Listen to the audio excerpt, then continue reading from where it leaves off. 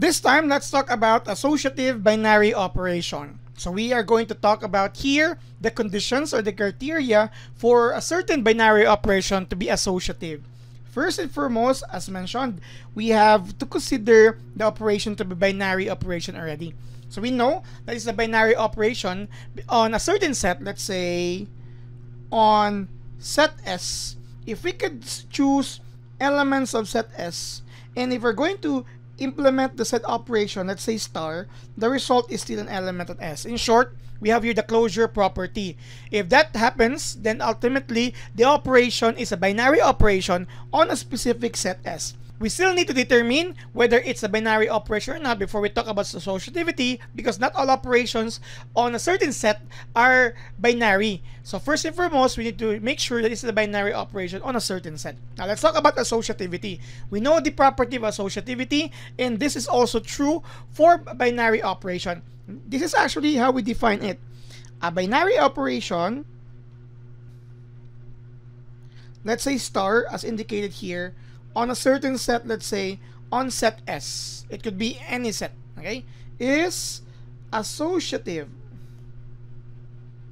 if and only if, don't forget what it means about associativity, meaning regrouping, okay, if and only if we have say for example, yeah, it's actually A star B, the group of that, the resulting for that star C is equal to A star the result of B star C. Different groupings for all A, B, and C element on the same set S. Okay?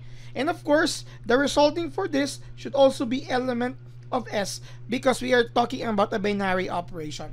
So basically, it follows that concept. So this is when can we say that a certain operation on a certain set is associative binary operation if it follows that if we choose the first two or group them and solve for or implement the operation between them, and later on implement the same operation to the third one, is just the same as choosing the second and third before implementing the same operation with the first. So this is how we talk about associativity.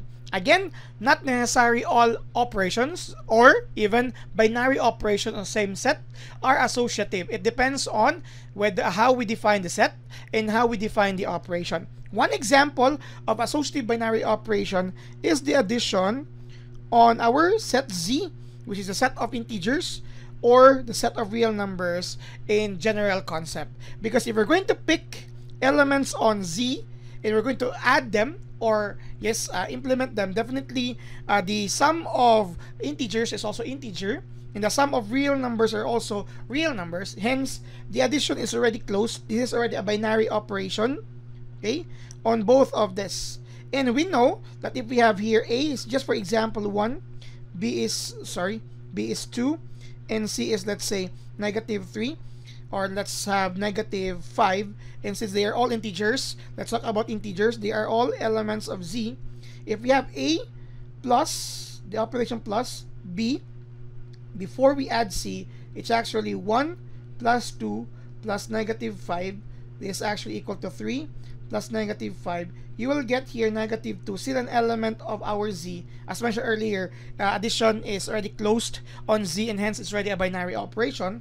And looking at the different form of associative property, let's say A plus the sum of B and C is equal to, we have A is 1 plus we have 2 plus -5 first.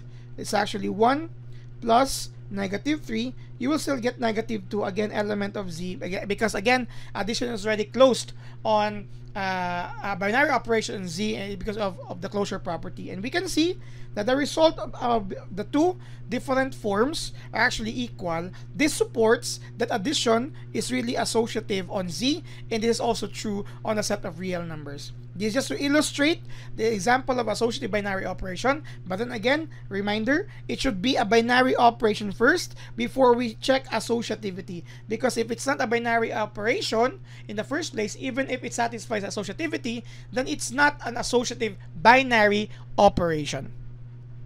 Thank you very much for watching.